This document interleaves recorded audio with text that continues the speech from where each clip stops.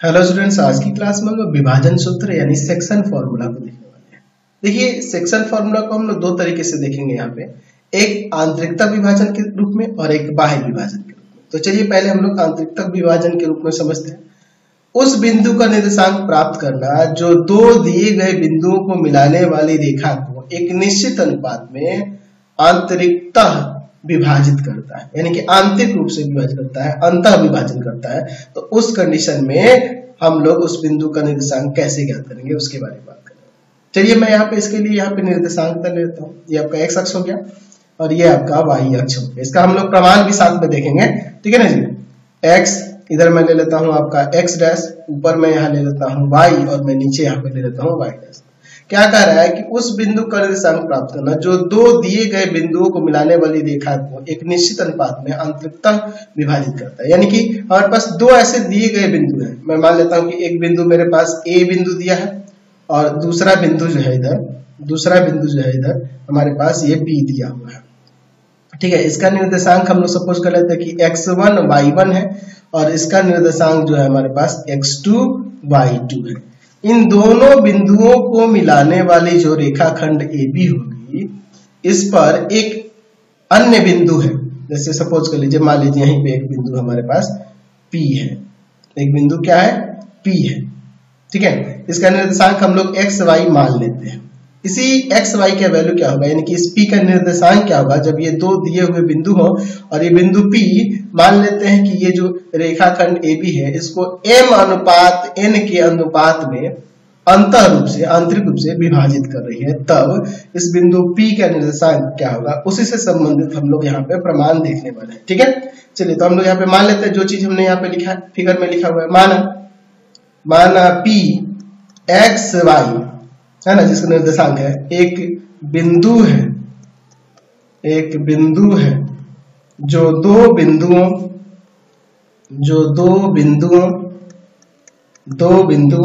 A x1 y1 तथा B x2 y2 को मिलाने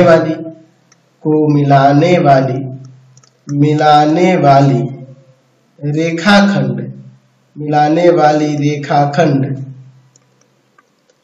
AB को M अनुपात N के अनुपात में अंतः विभाजित या आंतरिकता विभाजित करता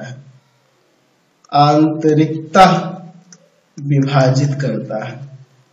ये हम लोग ऐसा सपोज कर लेते हैं, विभाजित करता है, ऐसा हमने यहाँ पर मान लिया, ठीक है। अब देखिए हम लोग यहाँ पे रचना थोड़ी सी करेंगे। रचना क्या करेंगे कि ये जो यहाँ पे A बिंदु है इस पर x अक्ष पे लंब, P से भी x अक्ष पे लंब, B से भी x अक्ष पे लंब खींचेंगे। साथ ही साथ A से लंब खींच देंगे इस पर, P से इस पर लंब खींच देंगे, ठीक है ना जी। तो इसका नाम दे देते हैं यहाँ पर कुछ, ठीक है ना जी। यहाँ पर हम लोग M दे देते हैं, मान लीजिए यहाँ पे हम लोग N दे देते हैं, यहाँ पर Q दे देते हैं। यहाँ पे भी लंब जो हमने खींचा इसका नाम R देते हैं, यहाँ पर हम लोग S दे देते हैं, ठीक है ना जी। तो हमने ये रचना की है, तो रचना में इन सबको डॉटेड कर देते हैं, ठीक है ना। डॉटेड करने से ऐसे पता चलता है कि हमने रचना की हुई है। इसको मैं डॉटेड कर देता हूँ, ठीक है। इन सबको मैं डॉटेड कर देता हूँ। देखिए बहुत ही इंपॉर्टेंट थ्योरम है और इसी के हेल्प से हम लोग आगे एक्सरसाइज के क्वेश्चंस को बनाने वाले हैं। तो सॉरी, ऊपर वाले को तो नहीं ना, ये भी तो रचना में है। चलिए डॉटेड कर दिया हमने सबको। अब इसके बाद देखिए हमने क्या किया है रचना में, वो सारी चीजें हम लोग यहाँ पे लिख देते हैं। हम लोग लिख देते हैं कि A, B और P से AM, BN तथा PQ X अक्ष पर लंब खींचे, X अक्ष पर लंब खींचे। फिर उसके बाद क्या किया, फिर AR लंब PQ और PS लंब BN खींचे। तो हमने जब ये लंब खींच दिया यहाँ पे, तो याद देखो ये 90 ये 90 ये 90, तो ये एक आयत बनेगा, ये भी एक आयत बनेगा। इसलिए यहाँ पे कह सकते हैं कि ARQM तथा PSNQ आयत है। आयत होगा, ठीक है। अब इसके बाद देखिए, चलिए अब इसके बाद यहाँ पे ध्यान से देखिएगा, एक वृत्त का केंद्र, सॉरी यहाँ पे इसका जो मूल बिंदु है वो ओ ले लेते हैं, 0 0 इसका निर्देशांक देता है, इसको ओ से डिनोट करते हैं। अच्छा, ओ से एम जो होगा वो x1 होगा और एम आपका y1 हो गया। उसी तरह से ओ से क्यू जो होगा ये x होगा और ये पूरा यहाँ से यहाँ तक क्या होगा, ये y होगा। उसी तरह से यहाँ पूरा आपका x2 होगा, है ना जी, और ये पूरा जो होगा आपका y2 होगा, यही ना होगा जी निर्देशांक के अनुसार। हमें जरूरत है इस त्रिभुज की भुजाएं पता करने की। तो देखो एपी और पीबी का अनुपात एम अनुपात एन है, लेकिन हमें एआर पता होना चाहिए, पीआर पता होना चाहिए, पीएस पता होना चाहिए और बीएस भी पता होना चाहिए।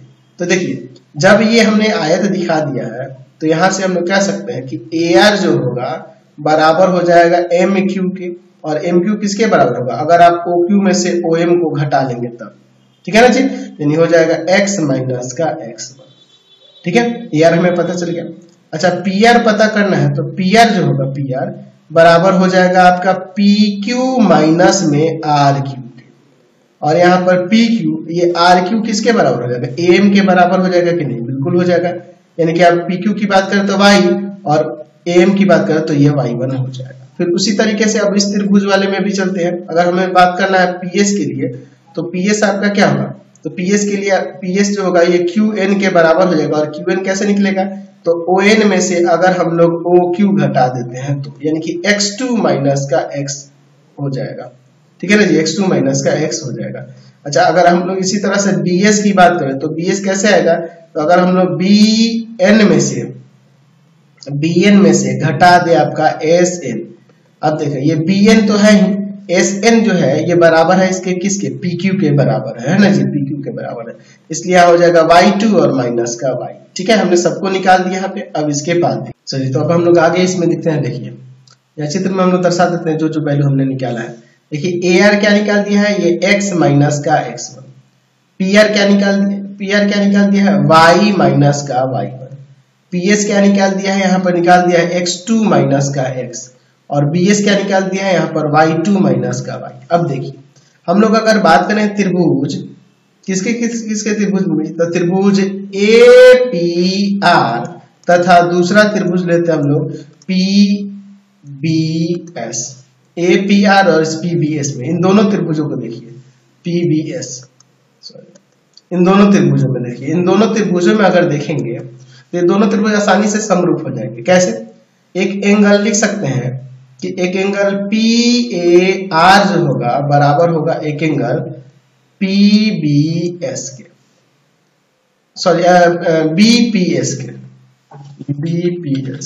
ठीक है ना जी, BPS के। देख लो PAR यानी यह वाला कोण, BPS ये कोण के बराबर हो जाएगा, ये संगत कोण होंगे, क्योंकि देखो एक्चुअल में ये लंब है तो ये लंब है तो ये समांतर हो जाएंगे दोनों, और समांतर होंगी तो यहाँ पे ये तिर्यक रेखा काम करेगा तो ये संगत कोण बराबर हो जाएंगे, ठीक है। दूसरा एंगल ARP बराबर में एंगल PSB है, प्रत्येक 90 लंब होने के वजह से ये दोनों प्रत्येक 90 है, 90 यहाँ भी है और यहाँ भी। जैसे त्रिभुज APR समरूप हो जाएगा त्रिभुज PBS के एंगल समरूपता से, एंगल समरूपता से ये समरूप हो जाएगा। तो अगर समरूप हो गया तो हम लोग जानते हैं कि दो समरूप त्रिभुजों के संगत भुजाओं का अनुपात बराबर होता है, संगत भुजाओं का अनुपात बराबर होता है, ऐसा आप लिख सकते हैं। तो इसके अकॉर्डिंग हम लोग लिख सकते हैं कि आपका यहाँ पर देखिए AR बाई में आपका हो जाएगा PS, AR और यहाँ PS। उसी तरह से हम लोग लिख सकते हैं, और मान लीजिए PR तो इसमें ले लेंगे आपका BS, इसमें लेते हैं AP तो उसमें लेंगे PB, हो जाएगा कि नहीं। इसे संगत भाग देख लो, अब सबके मान देखो, AR है x माइनस x1, PS है PS कितना है जी आपका x2 माइनस का x, PR है यहाँ पर y माइनस का y1, और BS कितना है, BS है आपका पास y2 माइनस का y। अच्छा एपी है आपका एम और एपी और पीएम का अनुपात एम अनुपात एन दिया है, इनका अनुपात ही दिया हुआ है। चलिए अब इसके बाद देखिए, अब इसके बाद हम लोग अलग अलग करते हैं। एक ले लेते हैं x माइनस x1 y में x2 माइनस का x इक्वल टू में m बाई एन, और दूसरा y माइनस y1 y में y2 माइनस का y इक्वल टू में m बाई एन। अब इसके बाद सॉल्व करते हैं क्रॉस मल्टीप्लाई करके, ठीक है ना जी। चलिए तो इसको इस तरह मल्टीप्लाई करेंगे तो nx प्लस का nx1 इधर हो जाएगा mx2 और प्लस का सॉरी माइनस का आपका mx, ठीक है ना जी। mx को इधर आते हैं, इसको इधर लेके आते हैं, ठीक है ना जी। तो यहाँ पर हम लोग यहाँ भी माइनस होगा ना जी, यहाँ माइनस होगा, ठीक है। देख लो nx माइनस का nx1 होगा ना जी। चलिए इसको इधर ले आते हैं और इसको इधर ले आते हैं, ठीक है। तो ये हो जाएगा माइनस वाला इधर का प्लस का mx और प्लस का nx, और इधर हो जाएगा mx2 प्लस का nx1। यहाँ से आप देखो x कॉमन है तो m प्लस n और इंटू में x इक्वल टू में mx2 प्लस का nx1, ठीक है ना। यहाँ से x का वैल्यू क्या आ जाएगा, इधर आएगा भाग में तो x इक्वल टू में हो जाएगा mx2 प्लस nx1 बटा में m प्लस n।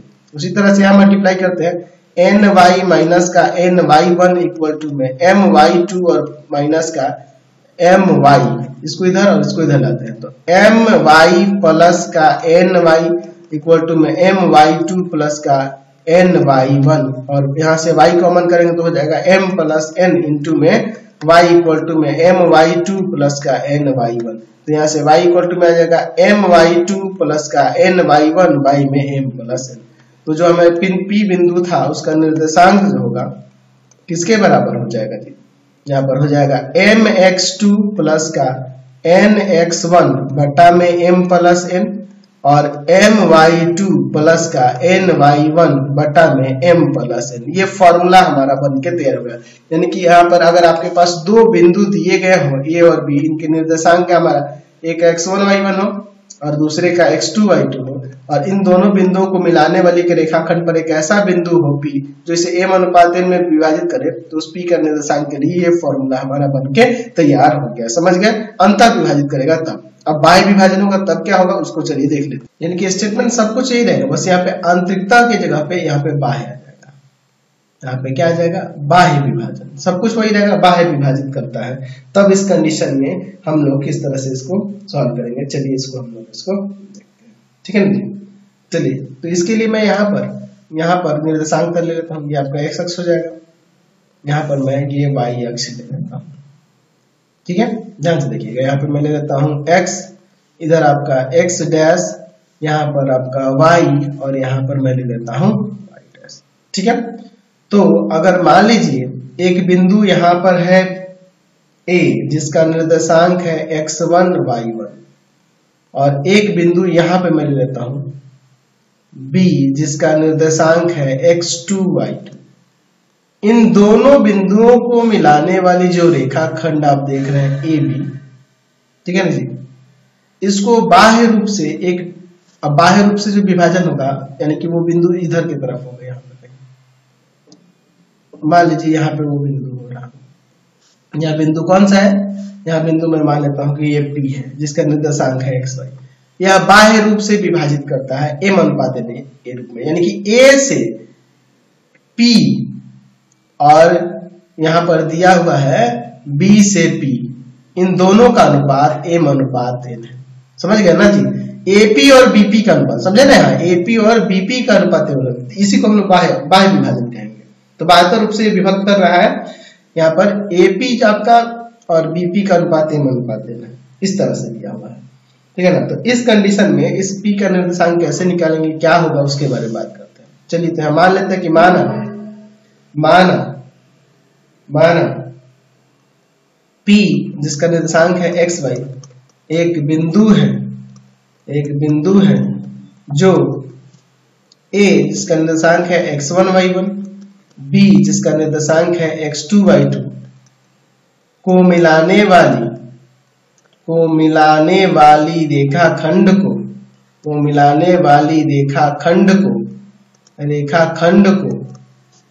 m अनुपात n के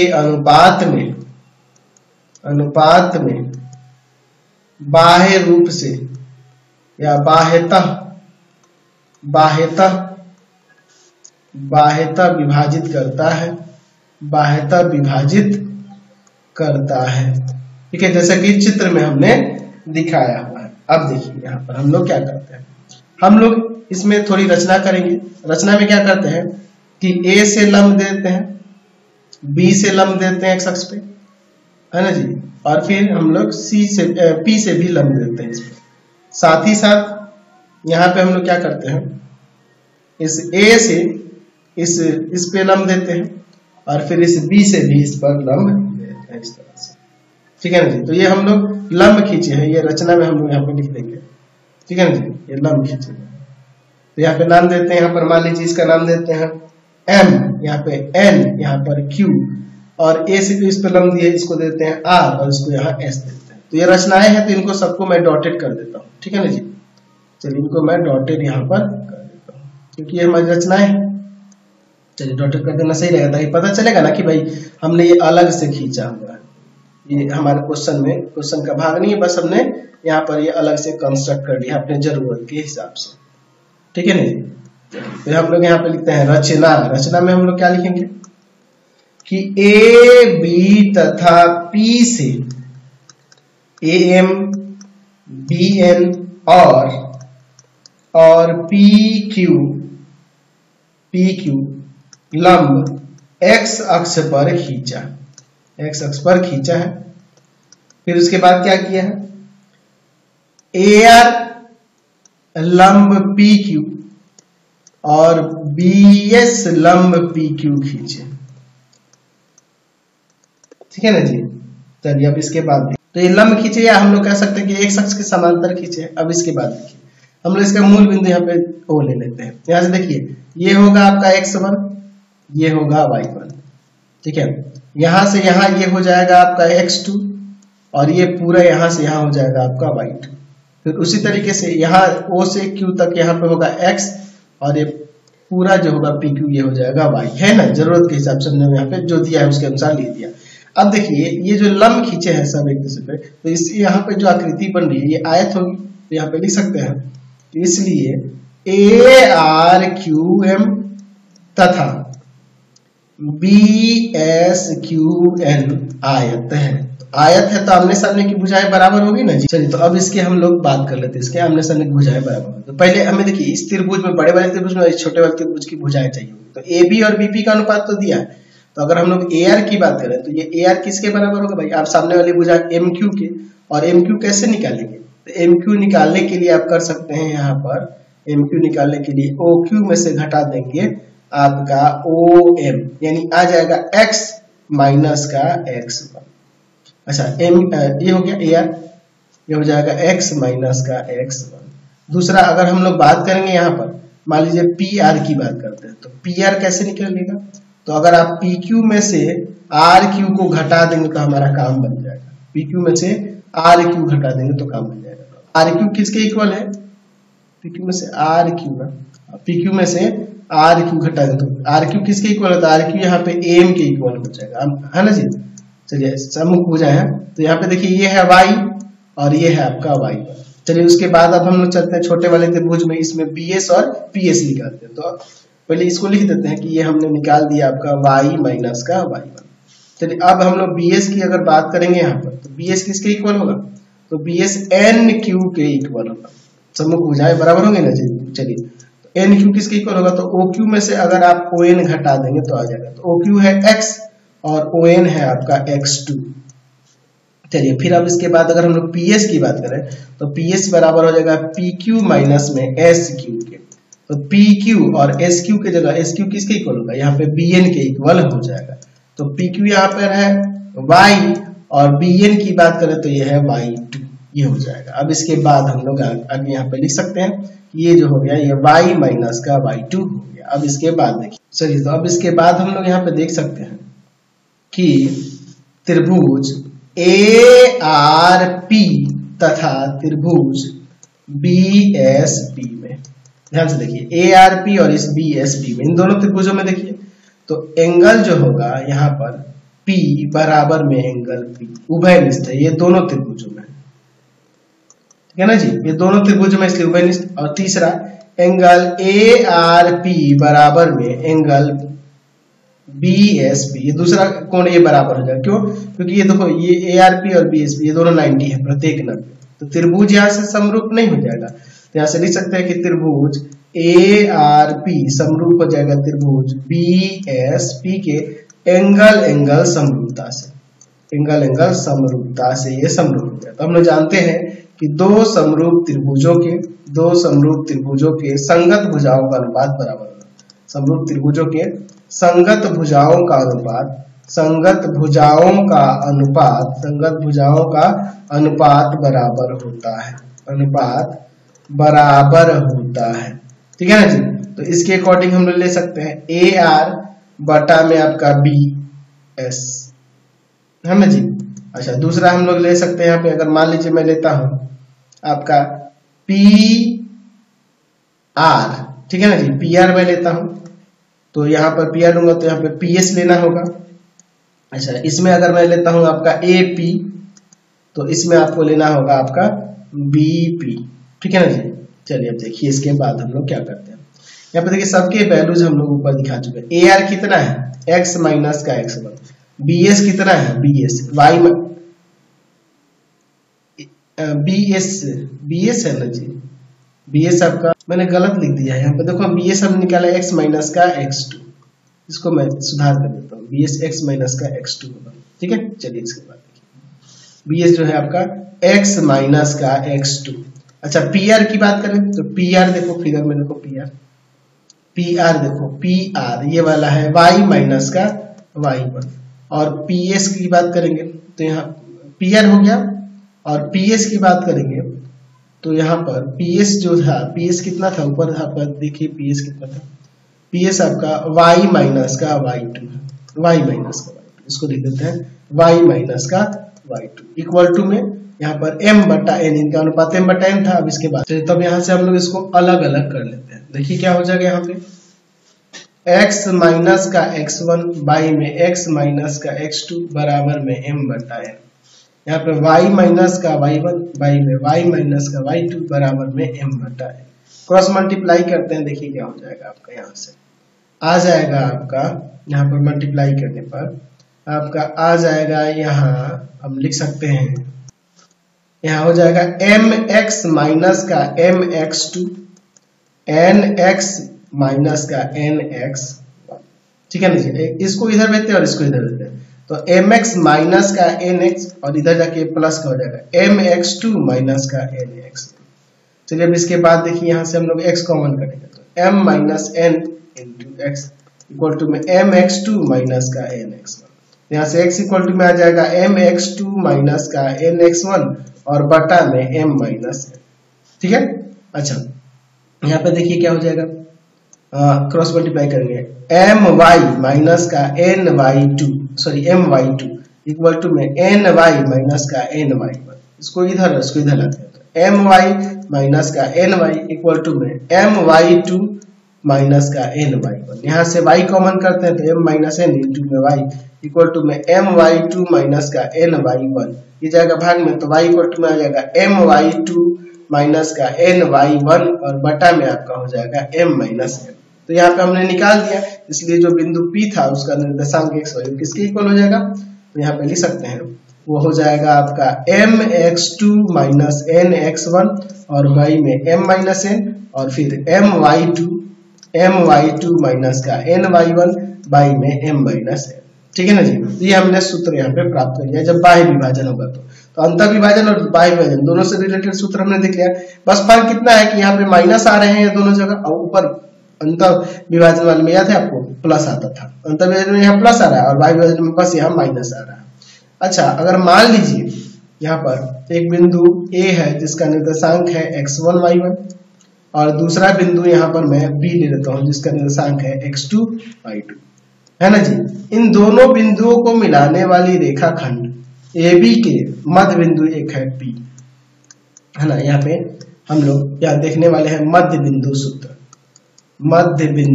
सूत्र को हम लोग देखने वाले हैं, ठीक है जी। तो मध्य बिंदु सूत्र के अकॉर्डिंग यहाँ पे देखिए क्या होगा, यहाँ पे माना P x, y जिसका नियामक है, A x1 y1 तथा b x2 y2 को मिलाने वाली रेखा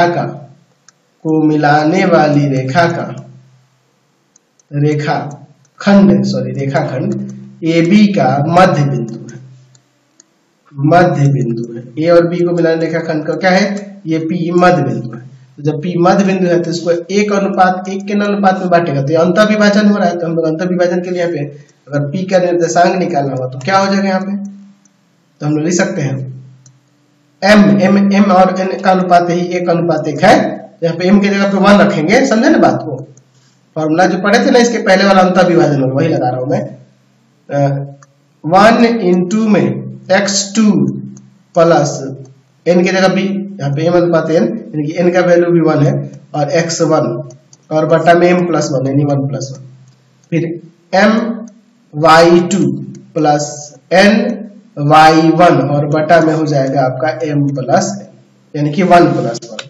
आपको समझे ना जी, 1+1। यहां से हमें सूत्र मिलेगा, ऊपर देखो x1 प्लस ये x2 हो जाएगा और बटा में 2, और y1 प्लस का y2 बटा में। तो यहाँ पे हमने निकाल दिया इसका निर्देशांक, ठीक है ना जी, इसका हमने निर्देशांक निकाल दिया।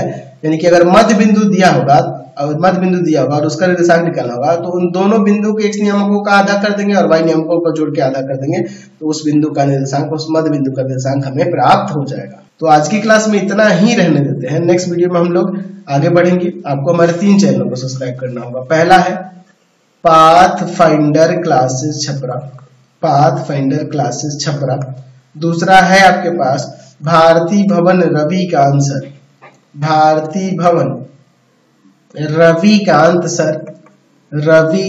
सर, और तीसरा चैनल है रविकांत सर